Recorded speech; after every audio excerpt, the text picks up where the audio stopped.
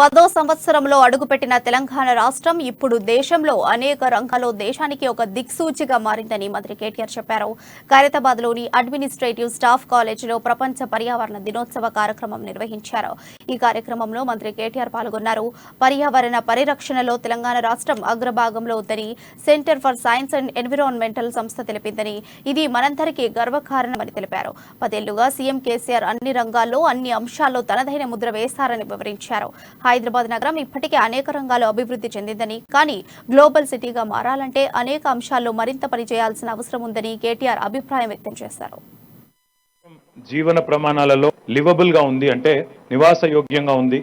దాన్ని తీర్చిదిద్దినందుకు ప్రభుత్వానికి గౌరవ ముఖ్యమంత్రి గారికి అభినందనలు అని చెప్పారు. తప్పకుండా వారు చెప్పిన దానిలో వాస్తవం ఉంది, కానీ ఇంకా జరగాల్సిన పని కూడా చాలా ఉంది. నిజమేంటంటే సరిగ్గా 9 ఏళ్ల కిందట, ఇప్పుడే 10వ సంవత్సరంలో అడుగు పెడుతున్న తెలంగాణ 9 ఏళ్ల కింద ఏర్పాటైనప్పుడు నగరం గురించి, రాష్ట్రం గురించి, నాయకత్వ దక్షత గురించి, ఇక్కడ ఉండే మౌలిక వసతుల గురించి ఆనాడు ఎన్నో అపోహలు, ఎన్నో అనుమానాలు ఉండేది. కానీ ఇవాళ తెలంగాణ 9 సంవత్సరాలు పూర్తి చేసుకుని 10వ వసంతంలో అడుగు పెడుతున్న సందర్భంగా ఎక్కడ ఏ ర్యాంకింగ్ తీసుకున్నా, అది ఏ రకమైన డిపార్ట్మెంట్ అవ్వచ్చు, ఏ రకమైన సబ్జెక్ట్ అవ్వచ్చు, ప్రతి దానిలో ఈ రోజు అగ్రభాగాన్ని నిలుస్తూ దేశానికే దిక్సూచిగా తెలంగాణ మారింది అనడంలో పెద్ద అతిశయోక్తి ఏమి లేదు.